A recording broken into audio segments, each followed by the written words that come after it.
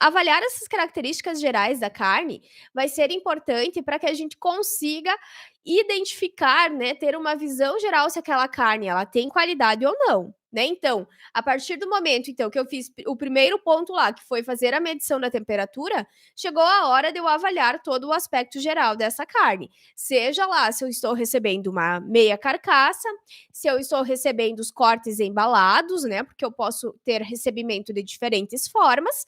Então, independente de como eu vou estar recebendo essa matéria-prima, eu preciso avaliar características gerais. Quais características gerais vão ser essas, né? Então, eu vou avaliar a consistência dessa carne, ela não pode estar aquela carne com a consistência muito mole, né, uma carne molenga, uma carne quente, né, então eu preciso ter este cuidado.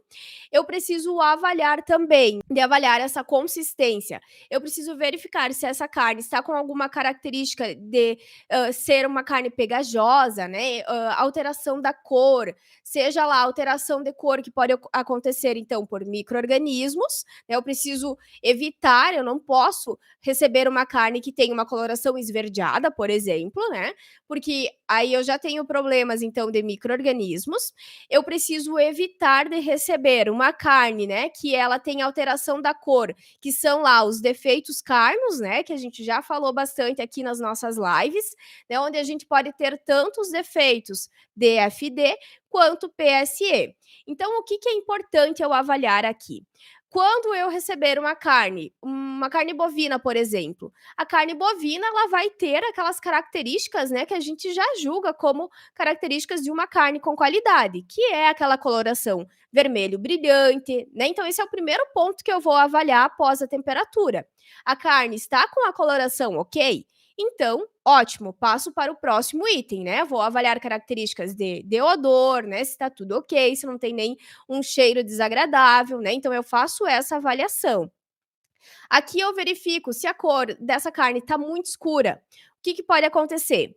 Pode ser o defeito DFD, né? Que ele tem a incidência, então, de ser uma carne de coloração escura, né? Pode ser ainda um ressecamento pelo frio que essa carcaça sofreu, né? Pode ser um animal com uma idade avançada. Então, pode ser alguns outros fatores, né? Que podem estar nos dizendo, então, que essa carne tem uma coloração um pouco alterada. Mas, no geral, carnes com coloração que não são consideradas ideais se teve alguma alteração, né? Então, algo foi modificado nesse processo que não fez com que a carne tivesse, então, todas as características de qualidade que ela deve ter. E isso vale, né? A avaliação dessas características sensoriais das carnes vale para todas as espécies. Então, carne suína, nós sabemos que ela tem uma coloração mais rosada. Eu preciso avaliar, então, também se essa coloração está ok.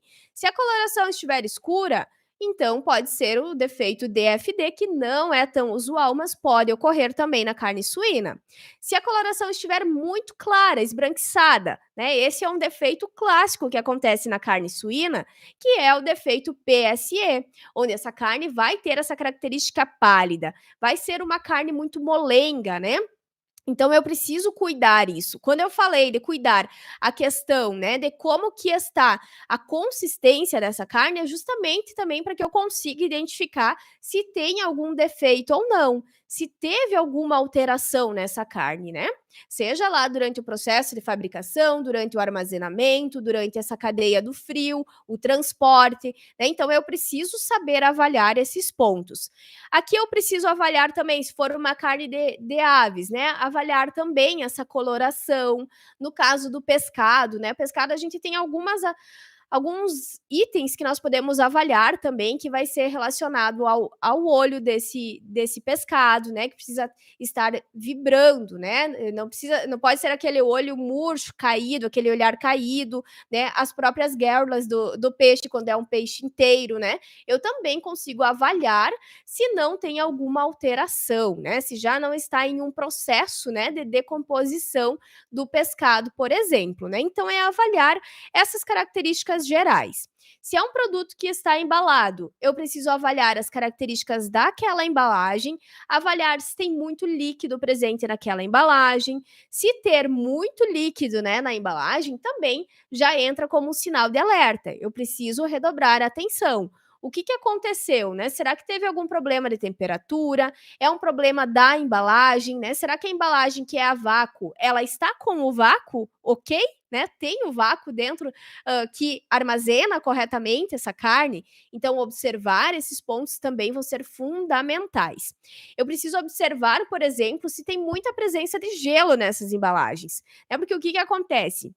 Se o sistema de frio, né, da cadeia do frio ali, do transporte dessas carnes até os açougues, se ela não acontecer de maneira satisfatória, né, em que a temperatura não fique oscilando o tempo todo, se isso acontecer, né, eu vou ter a questão da formação do gelo, né? Então, forma gelo, ele derrete, congela novamente, né? E dessa forma eu vou tendo, então, um excesso de gelo sobre esse produto.